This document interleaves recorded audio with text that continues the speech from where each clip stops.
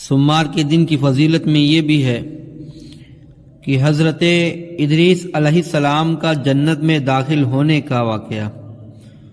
سیدنا حضرت ادریس علیہ السلام کا اصلی نام اخنوخ تھا، چونکہ آپ اللہ تعالیٰ کی کتاب کا بہت درس دیتے تھے، اس وجہ سے آپ کا نام ادریس مشہور ہو گیا، اور آپ کے پیر کے روز جنت میں داخل ہونے کا واقعہ قرآن مجید میں اس طرح بیان کیا گیا ہے۔ بسم اللہ الرحمن الرحیم وَاذْكُرْ فِي الْكِتَابِ إِدْرِيسَ إِنَّهُ كَانَ صِدِّيقًا نَبِيًّا وَرَفَعْنَاهُ مَكَانًا عَلِيًّا۔ 16 پارہ سورہ مریم۔ ترجمہ: اور کتاب میں ادریس کو یاد کرو، بے شک وہ صدیق تھا، سچا نبی تھا، غیب کی خبریں دیتا تھا، اور ہم نے اسے بلند مکان پر اٹھا لیا۔ حضرت قعب وغیرہ رضی اللہ تعالی عنہ سے مروی ہے کہ حضرت ادریس علیہ السلام نے ملک الموت سے فرمایا، میں موت کا مزہ چکھنا چاہتا ہوں، یعنی حضرت ادریس علیہ السلام نے کہا میں جنت دیکھنا چاہتا ہوں، جہنم کی سیر کرنا چاہتا ہوں۔ تو ملک الموت نے کہا کہ بغیر موت کا مزہ چکھے کوئی وہاں نہیں جا سکتا۔ تو ادریس علیہ السلام نے فرمایا میں موت کا مزہ چکھنا چاہتا ہوں، کیسا ہوتا ہے، تم میری روح قبض کر کے دکھاؤ۔ انہوں نے اس کی حکم کی تعمیل کی اور روح قبض کر کے اسی وقت آپ کی طرف لوٹا دی، آپ زندہ ہو گئے۔ پھر فرمایا اب مجھے جہنم دکھاؤ تاکہ اللہ کا خوف میرے دل میں اور زیادہ پیدا ہو۔ چنانچہ یہ بھی کیا گیا۔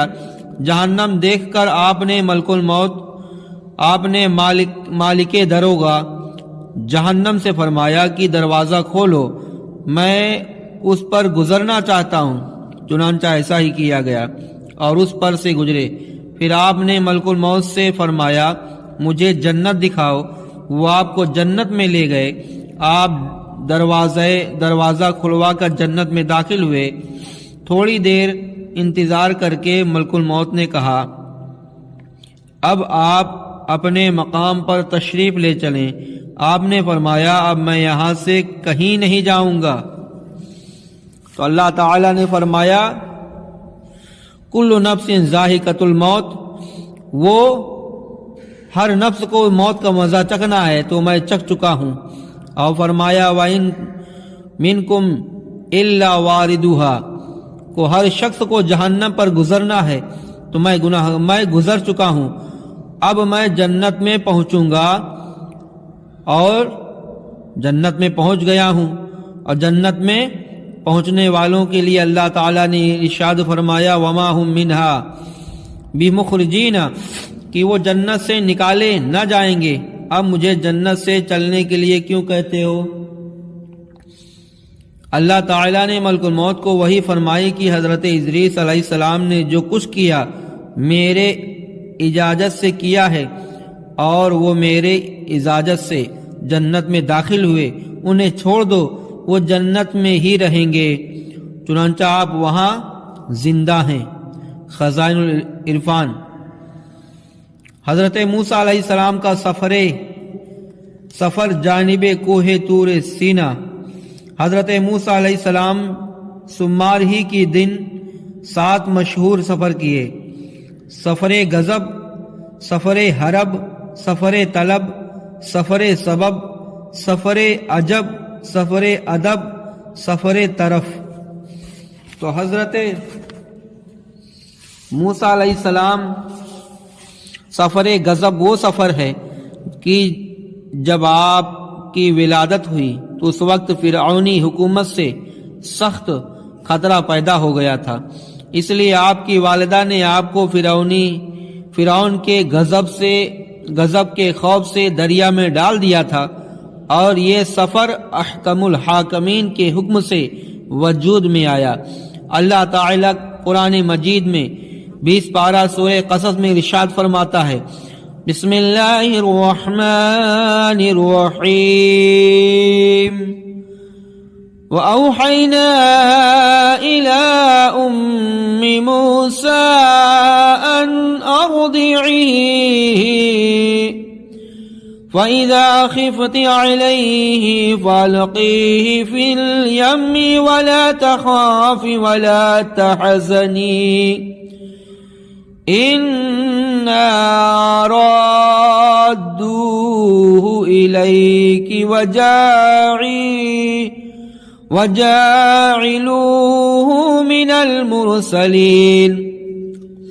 ترجمہ، اور ہم نے موسیٰ علیہ السلام کی ماں کو الہام فرمایا، غیبی آواز کو الہام کہتے ہیں، الہام فرمایا کہ اسے دودھ پلا، پھر جب تجھے اس سے اندیشہ ہو تو اسے دریا میں ڈال دے، اور نہ ڈر اور نہ غم کر، بے شک ہم اسے تیری طرف پھر لائیں گے اور اسے رسول بنائیں گے۔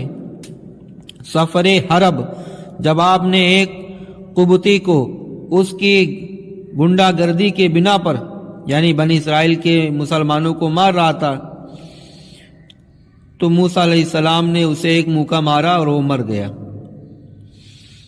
تو فرعونی ظالم حکومت کی طرف سے خطرہ پیدا ہو گیا، چنانچہ آپ نے مدین کا سفر اختیار فرمایا، جہاں حضرت شعیب علیہ السلام تشریف رکھتے تھے۔ اس کو مدین ابن ابراہیم کہتے ہیں۔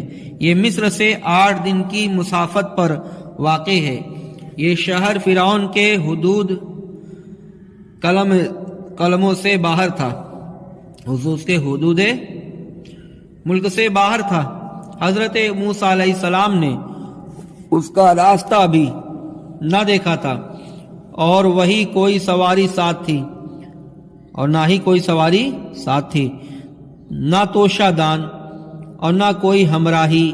راہ میں درختوں کے پتے اور زمین کے سبزوں کو کھا کر گزارا کرتے تھے۔ اللہ تعالیٰ نے ایک فرشتہ بھیجا جو آپ کو مدین تک لے گیا۔ اللہ تعالیٰ اسی سفر کے متعلق قرآن مجید میں ارشاد فرماتا ہے سورہ قصص میں، بسم اللہ الرحمن الرحیم فخرج منها خائفا يترقب قال رب نجني من القوم الظالمين ولما توجه تلقاء مدين قال عسى رب أن يهديني سواء السبيل۔ ترجمہ، تو اس شہر سے نکلا ڈرتا ہوا، اس انتظار میں کہ اب کیا ہوتا ہے۔ عرض کی، اے میرے رب مجھے ستمگاروں سے بچا لے۔ اور جب مدین کی طرف متوجہ ہوا، کہا قریب ہے کہ میرا رب مجھے سیدھی راہ بتائے۔ اور تیسرا، سفر طلب کی تشریح۔ مدین میں حضرت شعیب علیہ السلام نے اپنی بڑی صاحبزادی حضرت صفورہ کو سیدنا موسیٰ علیہ السلام کے نکاح میں دے دیا۔ آپ نے 10 سال وہاں قیام فرمایا، پھر حضرت شعیب علیہ السلام سے اجازت لے کر اپنی بیوی کے ساتھ مصر کی طرف روانہ ہوئے۔ راستے میں ایک جنگل میں رات آ گئی۔ رات بڑی اندھیری تھی، سردی شدت کی پڑ رہی تھی، ادھر راستہ گم ہو گیا تھا۔ اس وقت آپ نے آگ روشن دیکھی، اس کی طرف تشریف لے گئے۔ یہ آپ کا سفر